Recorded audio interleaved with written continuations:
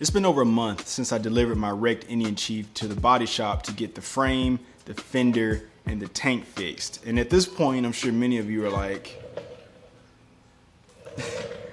what's the holdup? Since I started this project, I originally gave myself 2 months to have this bike completely finished to the point where I could ride it on the street.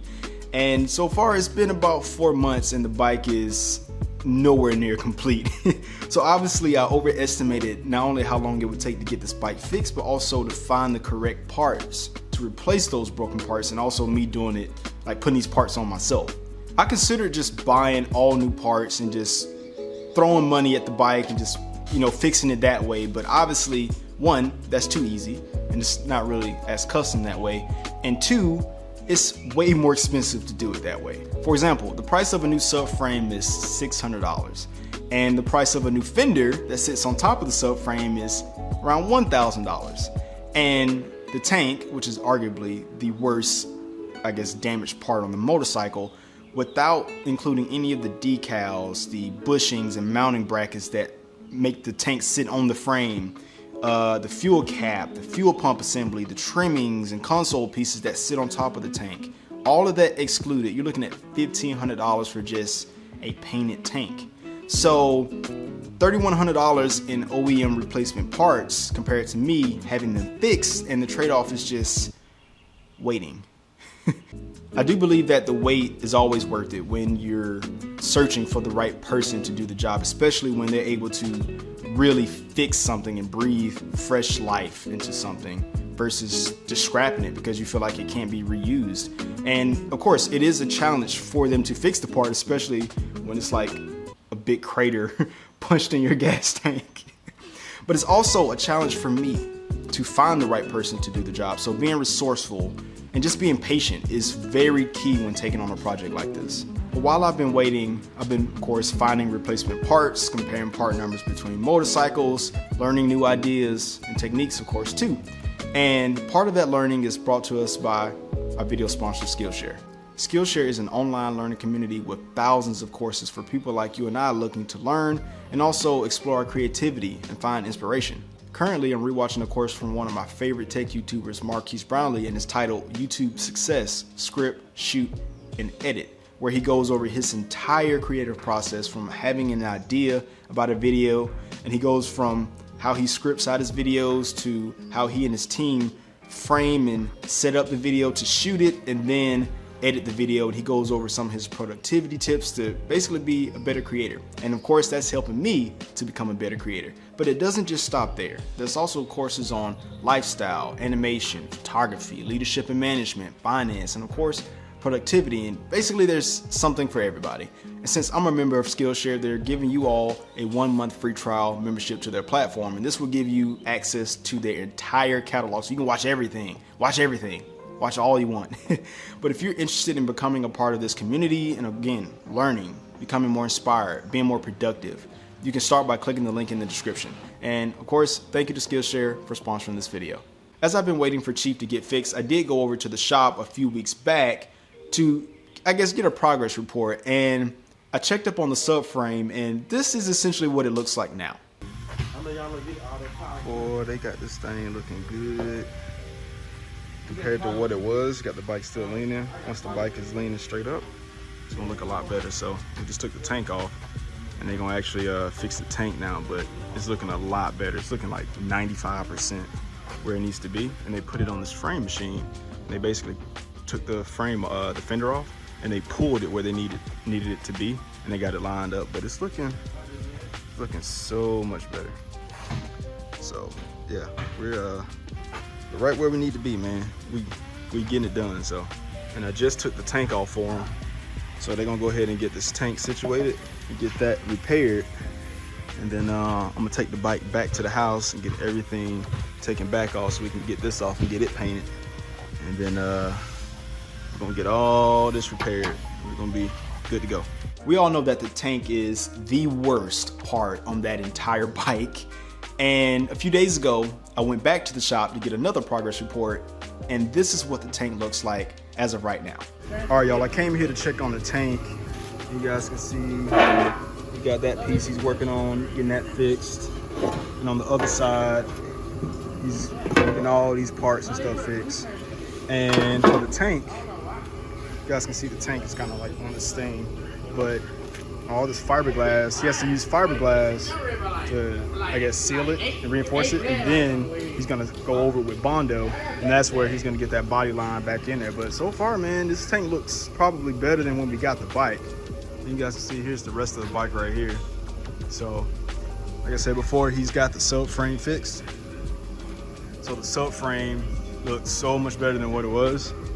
And then once we do that, we'll get the tank, we'll get the bike back to the house, get this back off, and then we're gonna get the tank and stuff back, bring it back, and then we should be able to get everything painted.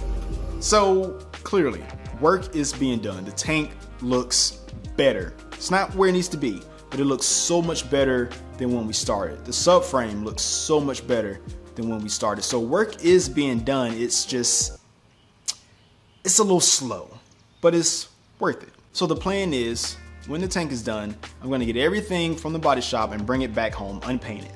And then I'm gonna take the bike back apart down to the upper triple tree, because I realized I really wanna go ahead and get that part painted. I thought about it, and having the rest of the bike painted and that one part just not painted, I feel like I'm not doing this bike justice. So I'm gonna go ahead and take that part off, and I'm gonna take all of those painted parts like the fender, the side panels, the tank, the triple tree, all the parts, the trimming pieces, everything that I want painted, I'm gonna take it over there separately, and I'm gonna have the bike still here. That's gonna give me an opportunity to do the other work that I need done to the bike. For instance, first up, we got this 200 Avon that's gonna be replacing that 180 Kendra that's stock on the Chief. The thing with that stock tire, one, it looks like somebody tried to like either do a hard stop or a burnout. So there's some tread missing, but then there's like some chunk of tire missing out of the sidewall, which I'm not comfortable with, obviously. And the tire isn't losing pressure, but the bike just looks better with a wider tire on the back. So I'm gonna go ahead and take that tire off and go ahead and get my local shop that replaces my tires on my other bikes. They're gonna put that on for me, so that should be no problem. Currently, the Chief does not have any protection, but I did buy some engine guards from Lawless Garage. They also gave me the handlebars on the bike. I'm gonna install those, so in case the bike ever falls over, whether it be like, you know, if the kickstand gives out or your foot slips, the bike will have some type of tip over protection. For the exhaust, you all know that I'm not a big fan of that exhaust. I've warmed up to the sound a little bit, and I thought about just getting those tips repainted, but I do have a replacement exhaust that I bought a long time ago, and it's the Indian Stage 1 slip-ons. And I've been infatuated with the sound that slip-on setup plus the 116 produces. I freaking love it. It's not overly loud to me. It flows with the lines of the bike, so I bought that for Chief. And I feel like it's gonna be a good solution compared to what's already on the bike. So I think we're gonna be good, but I can't install that until we deal with the suspension.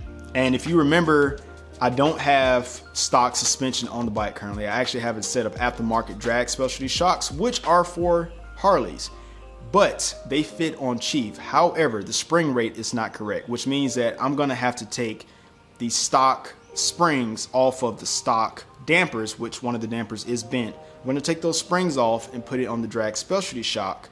And that's gonna help us get a better spring rate, which means that when you're sitting on the bike, it's not dipping or it's not overly bouncy.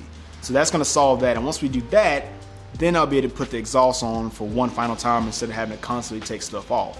But having the bike here allows me to be able to do that versus trying to do all that at somebody's shop, taking the bike apart and everything. So it's kind of some back and forth stuff, but again, the weight is gonna be worth it. But again, all of this is teaching me stuff for future projects. And there's a few smaller things that we need to deal with, like individual connectors that fit on the GPS module. It took me weeks to find these freaking connectors for this GPS module because the GPS wiring harness and the module is like $150, but the individual connector is only like $1. So I was like, why would I buy a whole new cable if I can just buy the connector? And I finally found them, so I'm gonna replace that. And also the wiring harness for the ride command, I found the connector or cover for the connector for that as well, which is only $1, and that harness is $40. So part of this is me saving money, and also part of this is me understanding where Indian sources their parts from, and overall it helps in the long run. And having the bike here also gives us the first opportunity to add one of the final pieces to the puzzle, and that's this, the ride command. If you knew everything that I went through to find this, which is a story for another day, you would be shocked. This little device is finally going to be able to give us the opportunity to see not only how many miles is on the bike, it's going to give us access to the diagnostics code, it's going to give us access to the GPS information once we get that working, it's going to give us access to the oil pressure. We're going to be able to see everything needed on this bike, and it is literally the final piece to this puzzle. I'm so happy that we finally have this. This is the only one in the country that's not on back order. The only one at this time. It's beautiful. But all of those different pieces connect into this thing.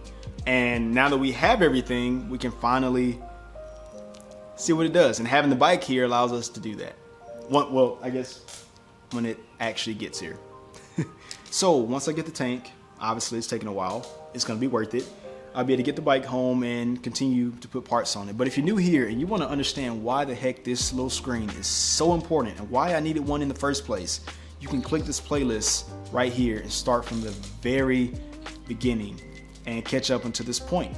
And also, if you want to, get in on possibly getting my Chief at the end of the series, you can click right here and find out more information about that. But as always, thanks for listening to my story, and thank you for supporting the series. And if you're subscribed, I'll see you in the next one. Peace.